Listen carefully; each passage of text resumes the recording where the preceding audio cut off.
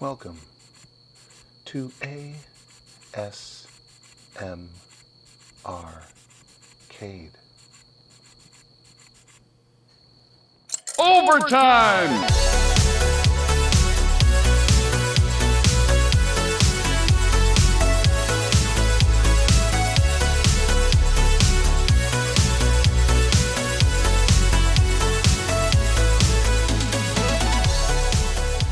Well, here it is, the chassis PCB from the Kortek KTN-2001 monitor that I'm hoping to use in the second Q*bert cabinet that I'm currently restoring. And yeah, if you recall from the last episode in this series, this thing is dead as a doornail. It was dead when I got it. Troubleshooted, diagnosed a couple different things. I found a bad MOSFET, so we replaced that, put it back together, still dead. Pulled it out, poking around, found some bad caps, some really just nasty rotted caps like I showed last time, if that'll focus. Really nasty stuff. So we did a complete cap kit, put it back in the monitor, nothing. Dead as a doornail, no B+, no nothing. Pulled it back out, exasperated, poking around, looking for problems. And then ultimately I did find this resistor, which is R402, with scorch marks on both sides, and this is supposed to be a very, a 1 watt, 0.47 ohm resistor, so a very, low resistance resistor, and it was measuring at about 1.2 million ohms, so that was wrong. So,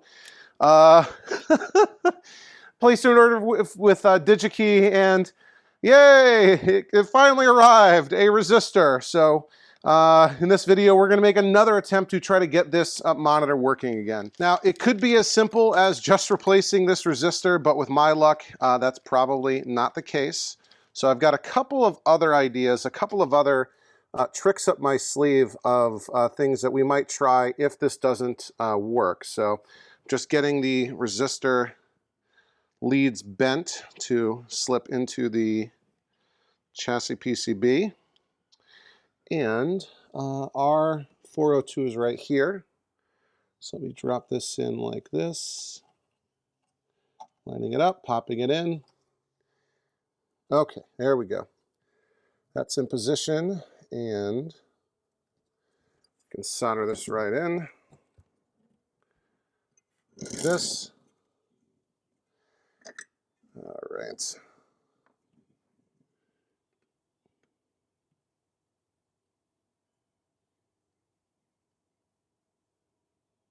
Go.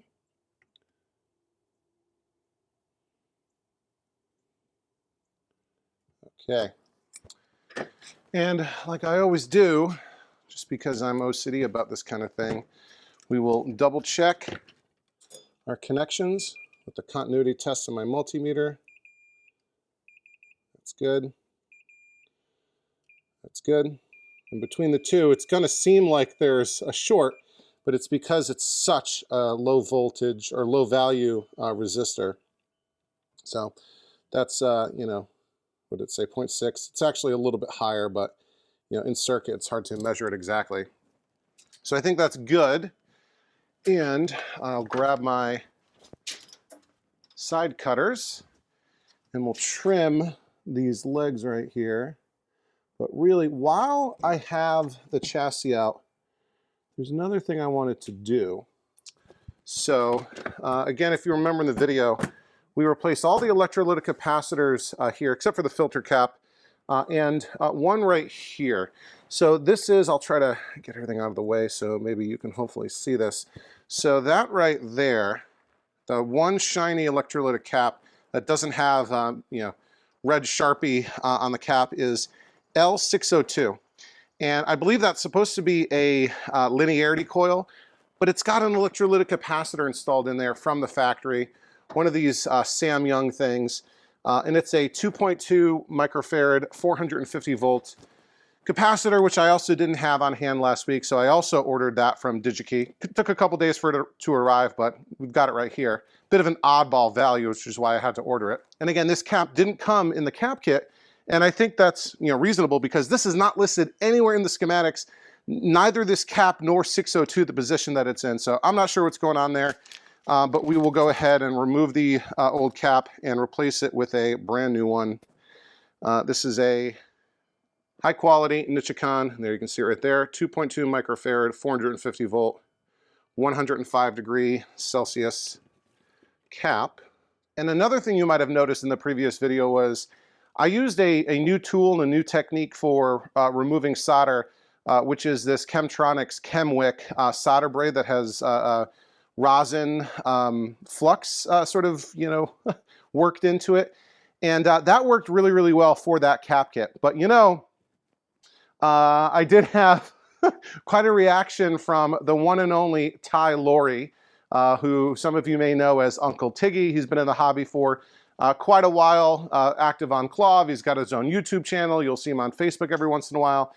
And he's got an even different technique for removing solder that he's been chirping at me for a while to get me to try it. So traditionally, or not, I don't know if traditionally or typically I use my Hakko desoldering gun sort of right over here.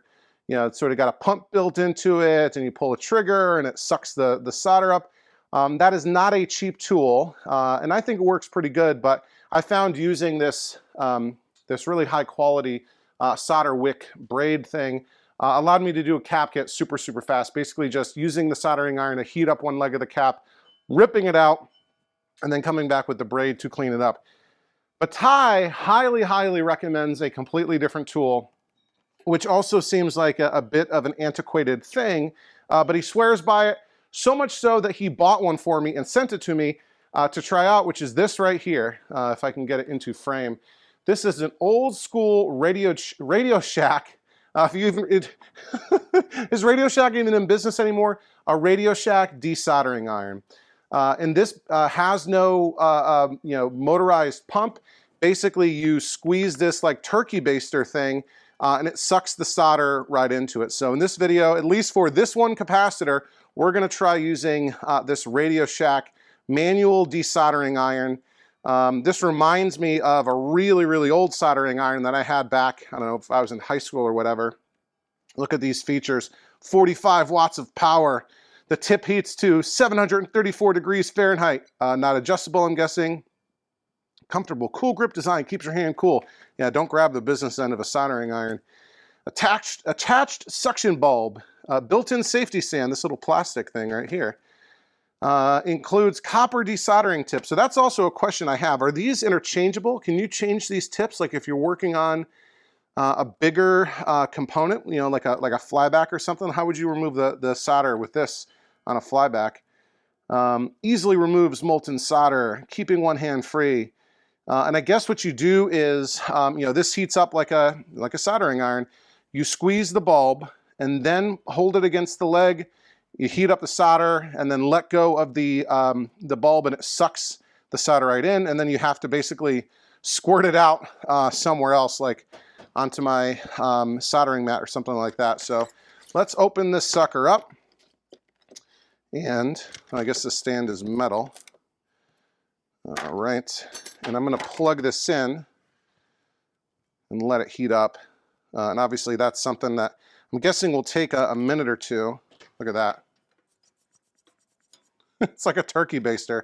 And I guess you're supposed to be able to do this with one hand. So that's cool, but you know, I can do the Hakko desoldering gun with one hand. So let me get this, before I even plug it in, let me get this stand working.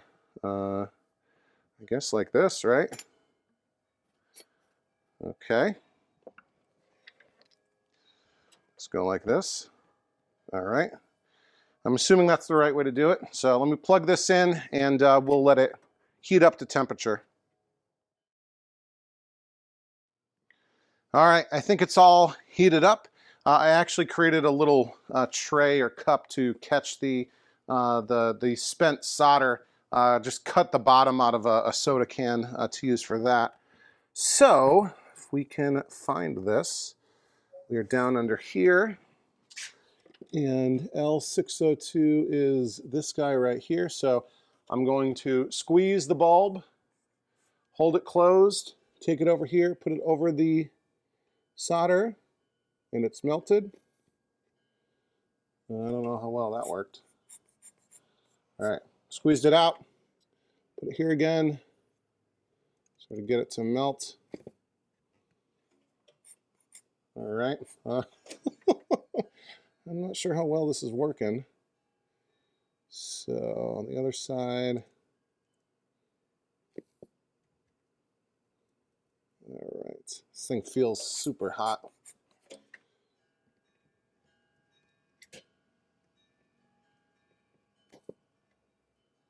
All right, I think we might be loose here.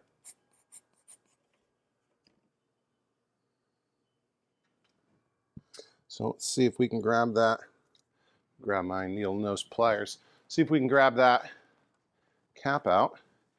And let's just kind of pay attention to the polarity. So we have the negative stripe going towards the flyback. Here we go. So there we have the cap. Again, this is a Sam Young, very low quality cap. And it is a 2.2 microfarad, 450 volt capacitor. So here's our new one, much higher quality Nichicon 2.2 microfarad, 450 volt. Negative stripe going towards the center. And even like looking at the marking, not even sure it'll show up on camera. Like it's labeled, you know, with a sort of swirly line that kind of indicates a coil. Although it does have a polarization sort of marking too, but are linearity coils polarized? I honestly don't know. All right, we'll get this in here.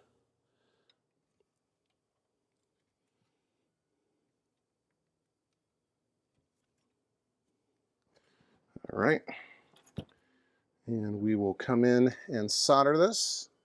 All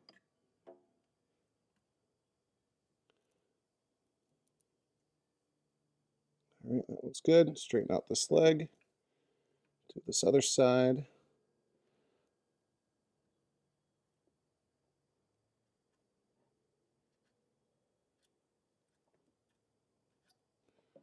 Okay. That looks okay, but we never trust our eyes. We trust our multimeter. So with it set on continuity, whoa, coming in here, and that's good. All right, so I think we're good there. So let me do this. I'm going to trim these legs off. We're going to plug everything back together, put it into the monitor frame, and fire this up. So yeah, this thing seems fine. Maybe I need to get the hang of it a little bit.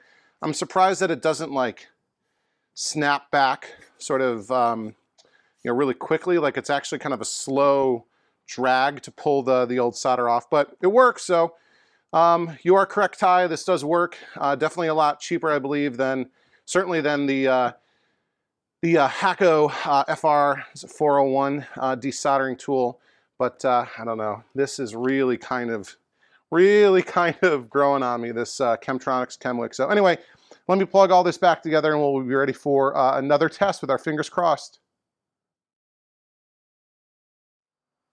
Okay, we're all plugged back together and ready for yet another test. I've got the chassis in the monitor frame. The remote board is plugged in. The neck board is plugged into the neck. The focus wire is plugged into the socket. The G2 wire from the flyback is plugged into the neck board. There's two like Molex connectors that go into the neck board as well. What else? The anode cup is connected. The gauze is connected. The DAG is connected to both the neck board and the chassis PCB.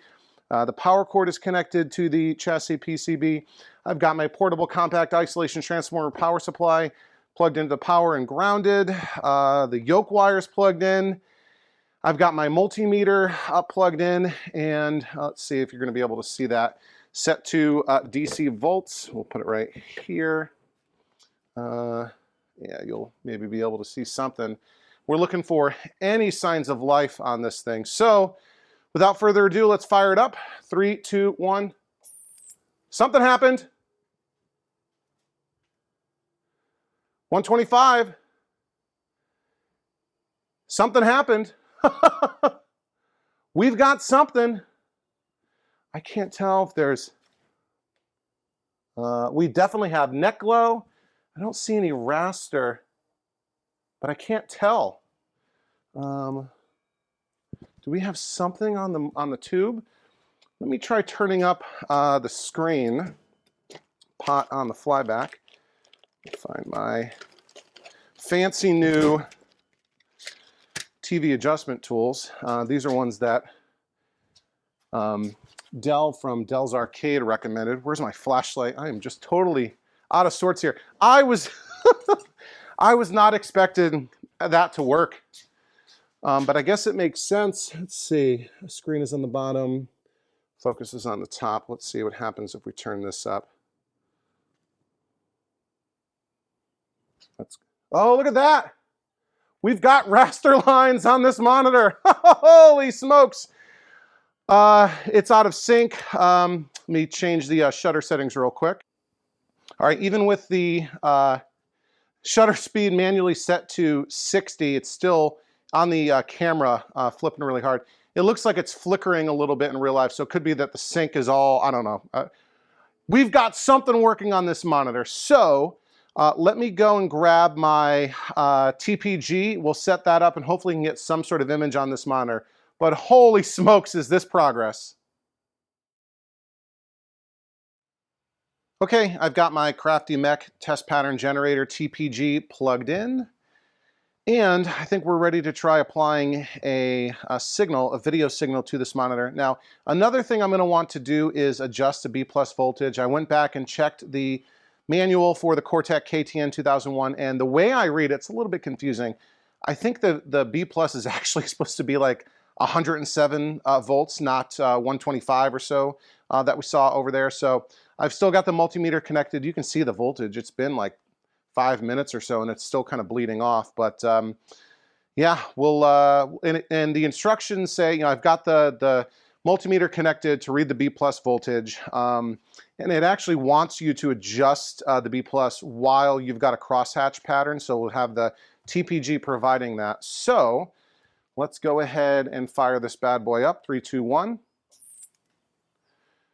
Okay, we're at 125 right off the bat. And let's turn on the TPG. Look at that. We have an image. We need to make some adjustments, and it's really washed out, but you can kind of see that it's there. Let me try turning down the screen pot somewhat. And there we go. Look at that. That's really not bad. That's not a terrible image. I mean, the vertical size is messed up. Let me see if I can do that real quick on the adjustment board. And there's not enough light. There's both too much light and not enough. I think that's vertical size. Let's do this. Fill that screen. All right. How does that look? I mean, you're kind of off to the side. Our horizontal positioning is a bit off. I think the focus is actually pretty darn good. Yeah, we want to move the image off to the right, but we'll deal with that later. Yeah, you can see it now. It's not flickering. I think that's good, but our B+ is still too high. So let me get to a crosshatch screen. Oh, those colors are good. And let's see if we can bring it. Oh, we've got a degauss sort of issue right there a little bit. Okay, where's my crosshatch? There we go. 120, and like I said, this manual is a bit confusing. Let me see if I can adjust that B+ to 125. That's too high. It's 110. So that's all the way down. I think that's fine because it also assumed like, so that's the B+ is all the way down. Like I've got the adjustment pot turned all the way down. I kind of had to break it of its silicone or caulking or hot glue or whatever it was that was kind of holding that set from the factory. So I've got it turned all the way down to 110. That's a little bit high, but again, reading the manual, it assumes 120 volts AC going into the monitor.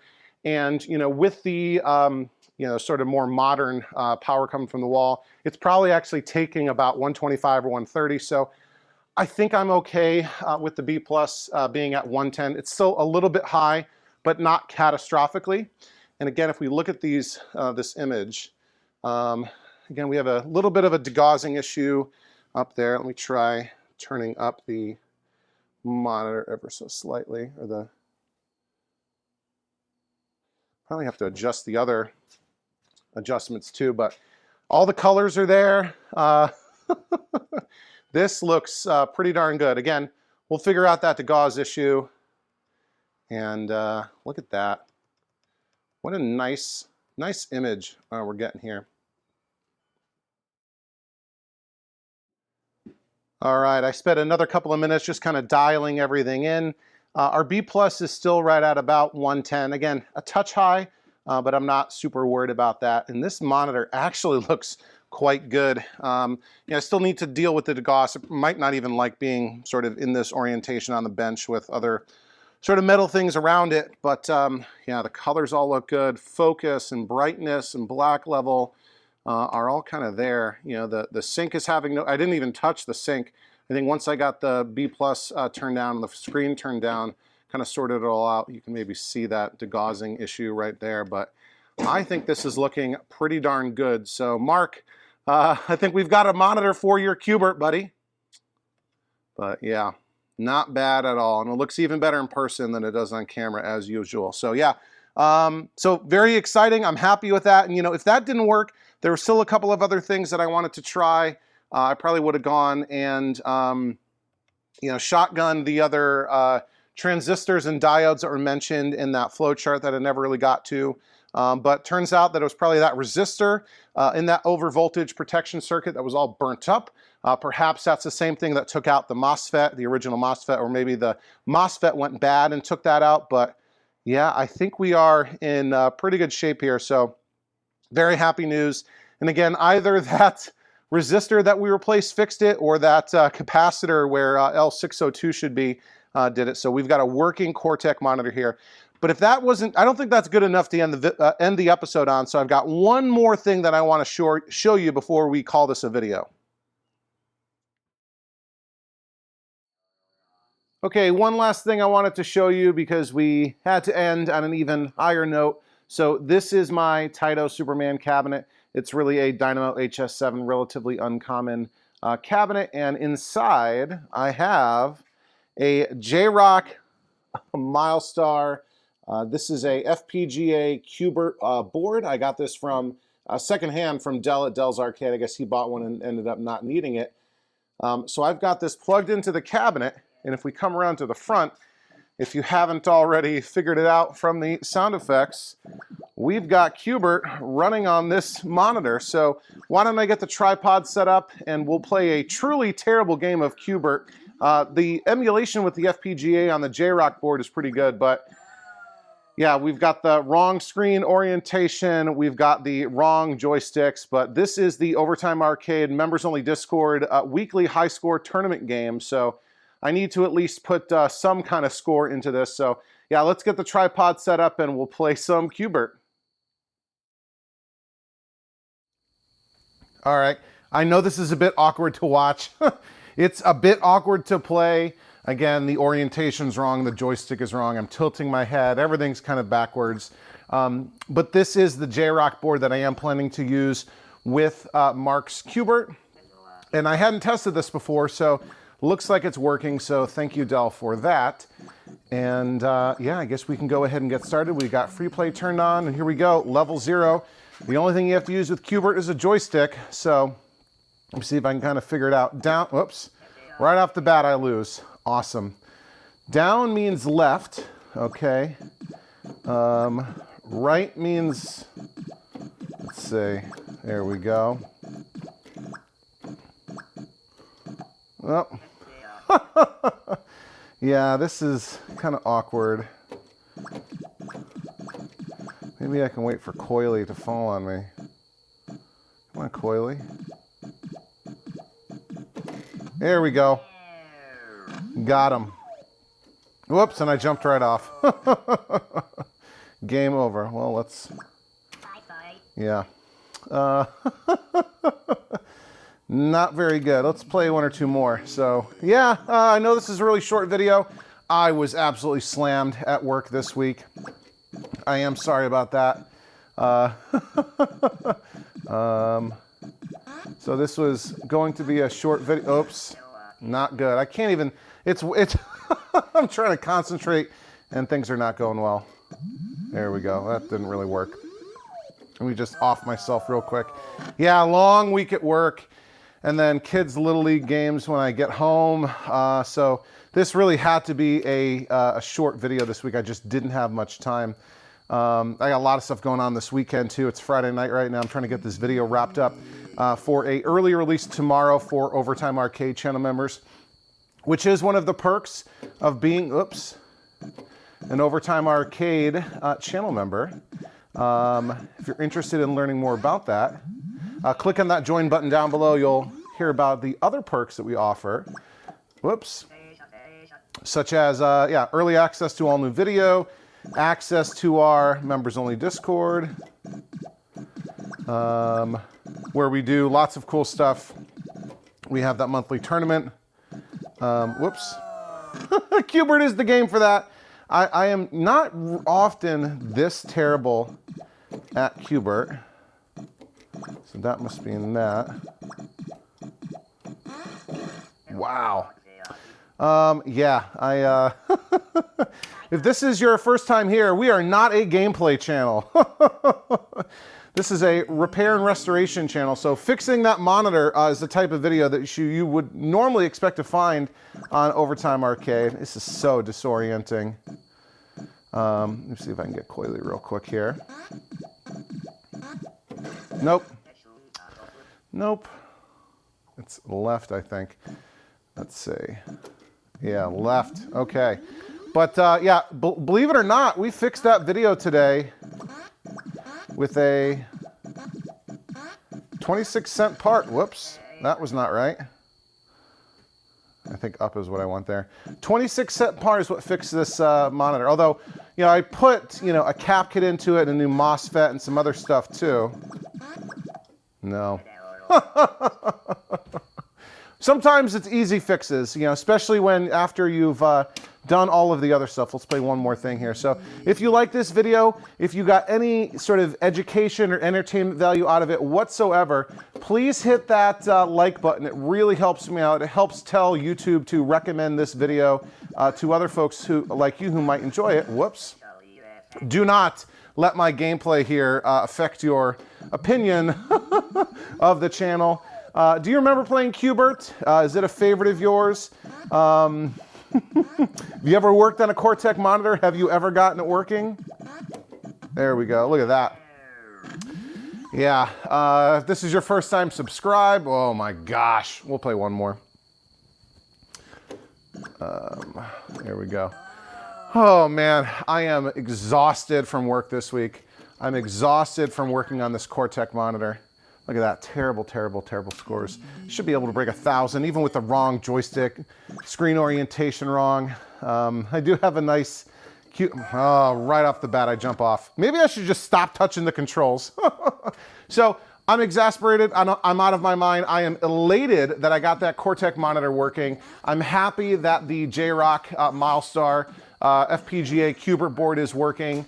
This will be great in Mark's Qbert, which will be eventually, hopefully very soon, at Back to the Media Arcade in Winchester, Virginia, in the back room of a used record and video game and comic book shop. They got lots of great stuff there. So you'll be able to play this on location if you ever find yourself in the vicinity of Winchester, Virginia. So yeah, let me wrap up the video here. As always, thanks for watching Overtime Arcade. I'm Charlie, and I'll see you next time. Overtime!